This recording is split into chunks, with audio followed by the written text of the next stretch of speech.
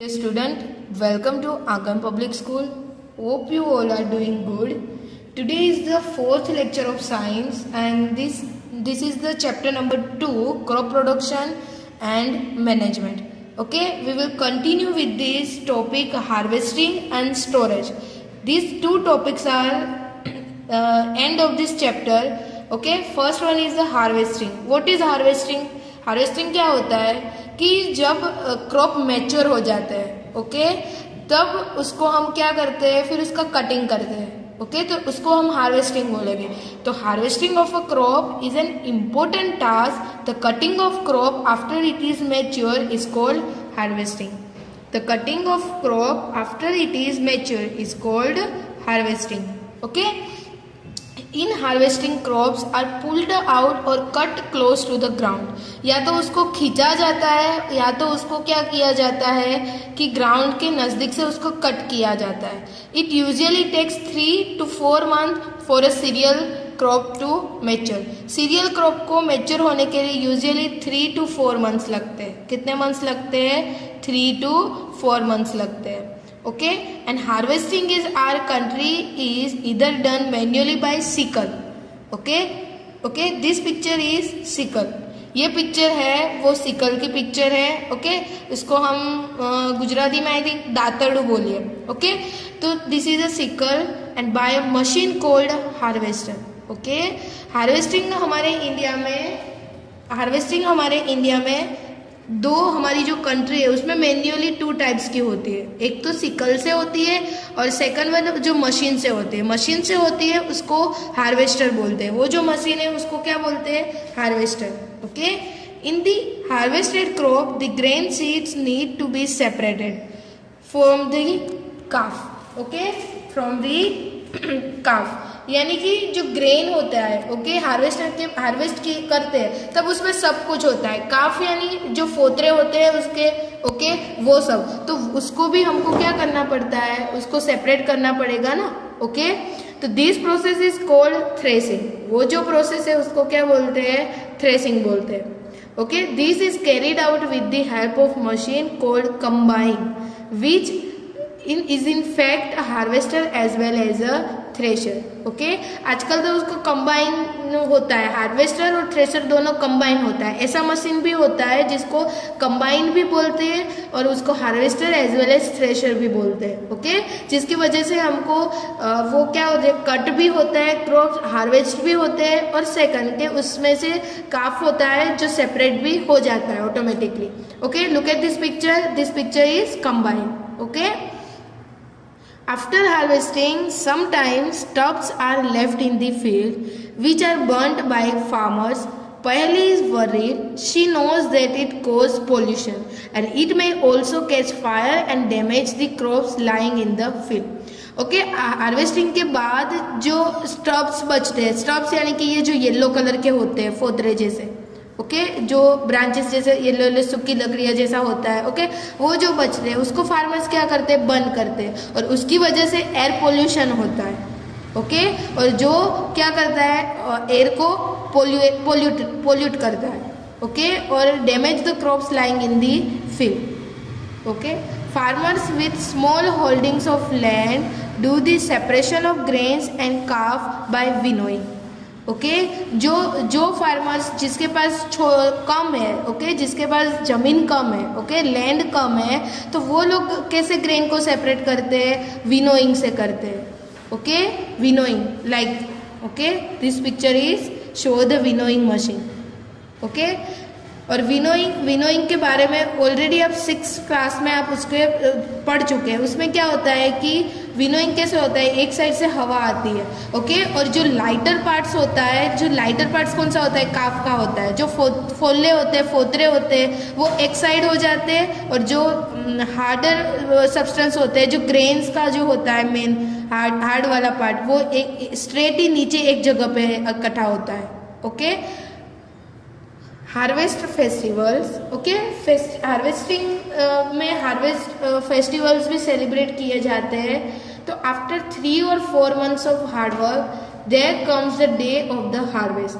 Okay 3 और 4th month के जो हार्डवर्क के बाद जब वो डे आता है हार्वेस्ट करने का, the site of golden fields of standing crops, तो पूरी जो फील्ड्स होती है वो गोल्ड कलर की हो जाती है। And laden with grains fills the heart of farmers with joy and sense of well-being, and the efforts of the past session have borne fruits and it is time to relax and enjoy little.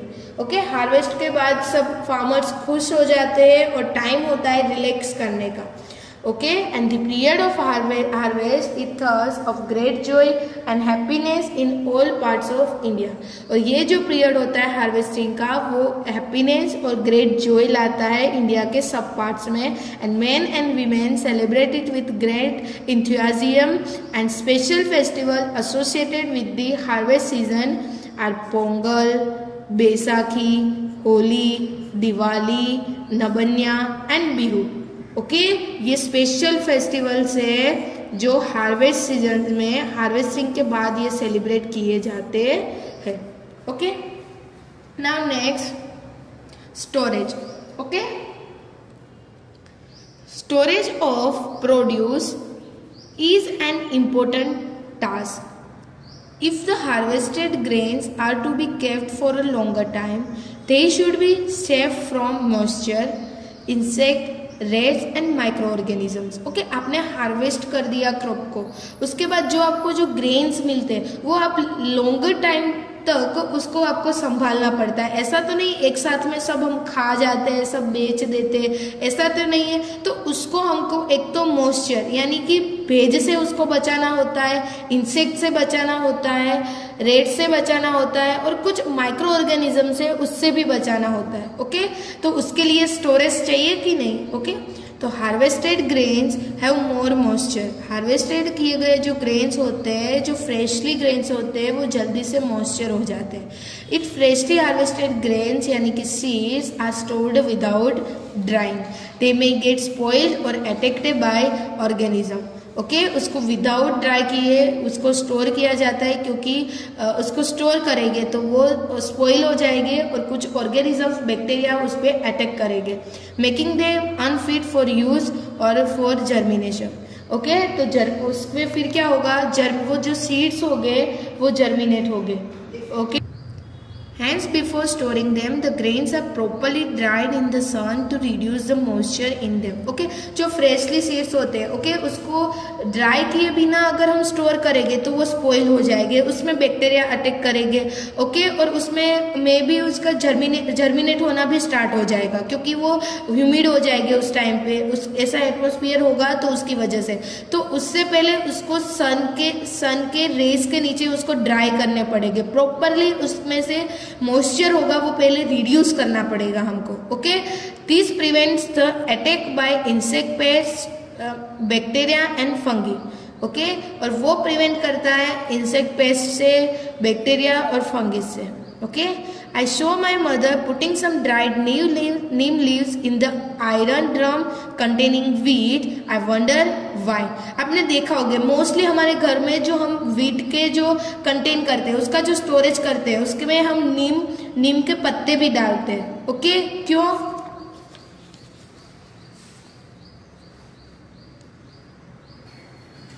Okay जो names के leaves है वो अगर हम storage के लिए वो wheat का जो स्टोरेज किया मम्मी डालती है, क्यों डालती है कि उससे क्या होता है कि वो प्रोटेक्ट करता है पेस्ट से और माइक्रो ऑर्गेनिज्म से। ओके पेस्ट यानी कि रेड्स और इंसेक्ट होते हैं उसको पेस्ट बोलते हैं। ओके और उससे प्रोटेक्शन के लिए, माइक्रो ऑर्गेनिजम्स के प्रोटेक्शन के लिए कई बार हम घर पे जो हमारा जो स्टोरेज होता है, जो ग्रेन्स की जिसमें स्टोरेज करते हैं, उसमें नीम के पत्ते हम डालते हैं। ओके ये जो पिक्चर्स है वो है silos for storage of grains. Okay यहाँ पे ये बड़े बड़े ये जो कंटेनर है, ओके ये जो सिलोस है वहां पे ग्रेन्स को स्टोरेज किया जाता है, और ये जो है वो एक गोडाउन है।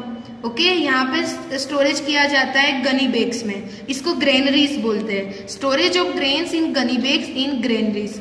Okay the farmers store grains in jute bags और मेटालिक बीन्स, या तो उसको मेटालिक के बीन्स होते हैं, बड़े बड़े ये कंटेनर होते हैं ओके, ये जो कंटेनर होते हैं वो मेटल के होते हैं, उसमें या तो जूट की बैग्स होती है, उसमें क्या करते हैं, स्टोर करते हैं। However, large scale storage of grain is done in silos and granaries.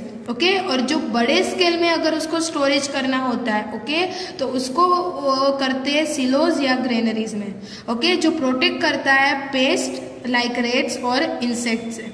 Okay, dried neem leaves are used for storing food grains at home, for storing large quantities of grain in big godowns. Specific chemical treatments and required to protect them from pests and microorganisms. Okay, मैंने बताया जैसे ही, okay, dry नीम के पत्ते को हम grains में घर पे डालते हैं स्टोरिंग फूड में। ओके, उस अगर लार्ज क्वांटिटीज में अगर हमको ग्रेन को स्टोरेज करना है तो उसमें नीम्स के लिए ज्यादातर काम नहीं कर पाएंगे, तो इसके लिए उसमें क्या डाला जाता है, केमिकल ट्रीटमेंट्स दिया जाता है, उसमें उसको प्रोटेक्ट किया जाता है। Okay, now next, food from animals. Okay, जैसे कि मिल्क है तो वो हमको किस में से मिलता है, cow, buffalo, she goat, she camel. Okay, meat है वो किस में से मिलता है, मीट, काव का मीट, हैन का चिकन। ओके, फिर एग्स है वो जो हैन और डक्स है। ओके, और फिश, तो फिश हमको वेरियस टाइप ऑफ फिशेस से मिलती है। Okay, after completed this table, you must have seen that like plants, animals also provide us with different kind of food. हमने देखा ये टेबल में कि different animals है वो different foods हमको provide करते हैं। Many people living in the coastal areas consume fish as a major part of their diet. Okay, coastal area यानी कि जिसके सराउंडिंग ओशन या सीज हो, ओके, उसके सराउंडिंग जो एरिया में पानी हो, ओके, वो कोस्टल एरियाज में कंज्यूम करते हैं fish as a diet. Okay, in the previous classes you have learned about the food that we obtain from plants. Previous class में हमने ऑलरेडी लर्न कर लिया है कि प्लांट्स में से फूड कैसे ऑब्टेन कर है। Okay, and we have just seen that the process of crop production involves a number of steps like selection of seeds, sowing, preparation of soil, sowing, फिर manure and fertilisers. Okay, then harvesting, फिर हमने क्या देखा अभी, ये storage. Okay, हमने ये chapter में हमने ये सब प्रोसेसेस देखी जो क्रॉप प्रोडक्शन के इन्वॉल्वमेंट के लिए। Okay, similarly animals reared at home or in farms have to be provide with proper food, shelter and care. Okay, ऐसे ही हमारे घर पे हम जो भी एनिमल्स को रियर यानी कि उसका संभालते, जो भी एनिमल्स को घर पे या फार्म्स के, जैसे कि काव, शीप, बफेलो, गोट है, तो उसको हमको प्रॉपर फूड प्रोवाइड करना पड़ता है, उसको शेल्टर प्रोवाइड करना पड़ता है और उसकी अच्छे से केयर भी करनी पड़ती है। तो when this is done on large scale it is called animal husbandry. और ये इसको अगर हम लार्ज स्केल में उसको हम ये जो एनिमल्स को शेल्टर प्रोवाइड करते हैं, फूड प्रोवाइड करते हैं और ज़्यादा एनिमल्स हो गए तो उसको हम एनिमल हस्बेंडरी बोलेंगे। ओके, फिर do you know fish is good for health. Fish हमारी हेल्थ के लिए बहुत अच्छी मीन्स हेल्थ के लिए बहुत अच्छी है। We get cod liver oil from fish which is rich in vitamin D.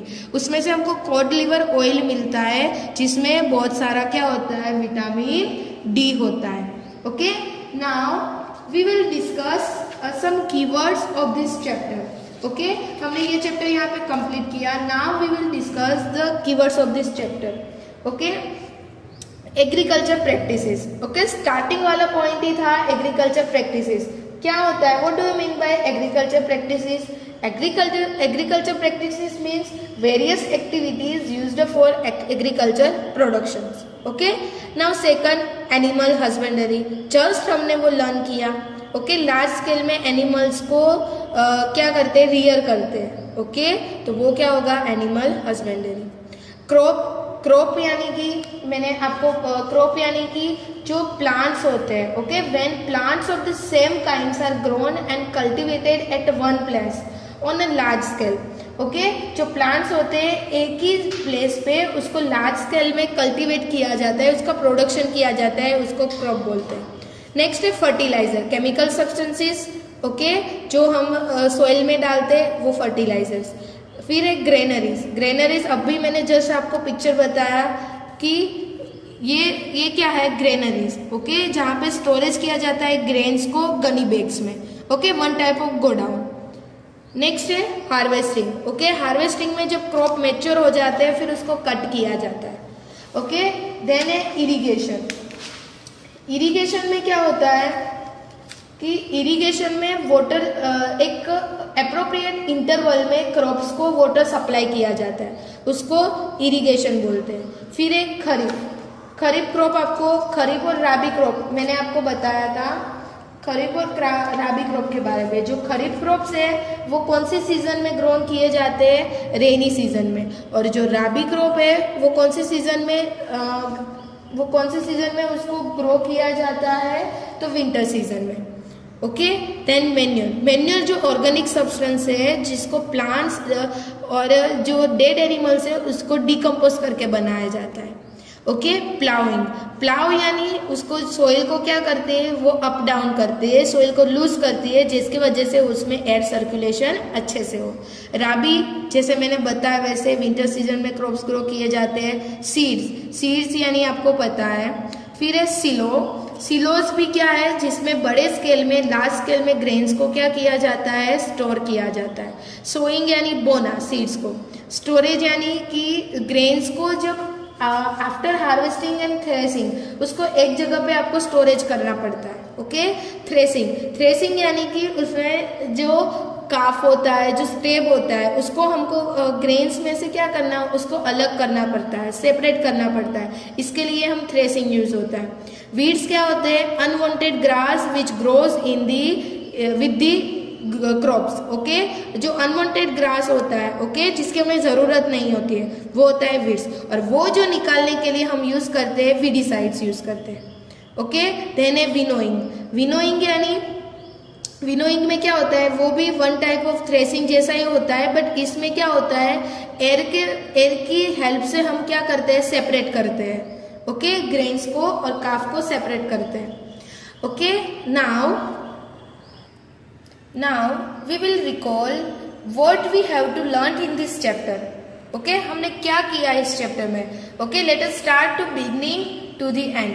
Okay, in this chapter, in order to provide food to our growing population, we need to adopt certain agriculture practices. Okay, crop के productions के लिए, okay, जो हमको food provide करते हैं, okay, उसके लिए कुछ एग्रीकल्चर प्रैक्टिसेस थी, ओके, लाइक सोइंग है, फिर सोइल प्रिपरेशन है, इरिगेशन है, okay, etcetera. Same kind of plants cultivated at place constitute a crop, okay. मैंने जैसे बताया एक ही प्लेस पे एक ही टाइप के प्लांट्स को कल्टिवेट करना, वो क्या होगा, crop. Now third, in India, crops can be broadly categorized into two types based on seasons, Rabi and Kharif crops. Rabi crops winter season में grow होते हैं, Kharif crops rainy season में grow किए जाते हैं. Next point, it is necessary to prepare soil by tilling and leveling. Tilling is a one type of plowing, okay? उसको यानी कि soil को up down करना, okay? Plow and levelers are used for this purpose. Okay, next, sowing of seeds at appropriate depths and distance gives good yields, and good variety of seeds are sown after selection of healthy seeds. Sowing is done by seed drills. Okay, seed drills क्या होता है, हमको पहले तो अच्छी सी उपज के लिए गुड यील्ड यानी गुड उपज के लिए पहले तो सीड्स को एक अप्रोप्रिएट डेप्थ और डिस्टेंस में हमको उसको क्या करना चाहिए, ग्रो करना चाहिए। और पहले तो उसको अच्छे से अच्छी हेल्दी सीड्स को हमें सिलेक्ट करना है। तो ये जो सीड्स को सिलेक्ट करने के बाद हम उसको डन करते हैं सीड ड्रिल्स के थ्रू, उसको क्या करते हैं, सोइंग करते हैं। Okay, next point, soil needs replenishment and enrichment through the use of organic manure and fertilizer.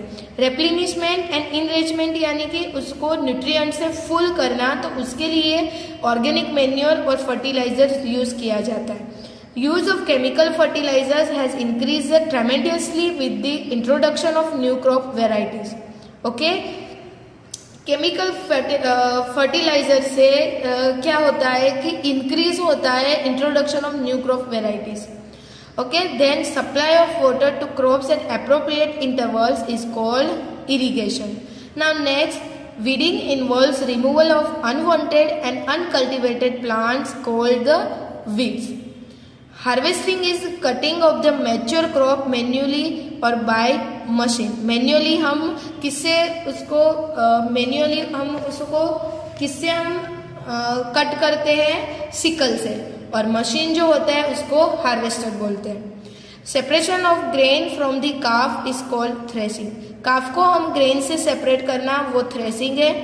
Proper storage of grain is necessary to protect them from pest like rats and microorganisms, okay, and microorganisms, okay.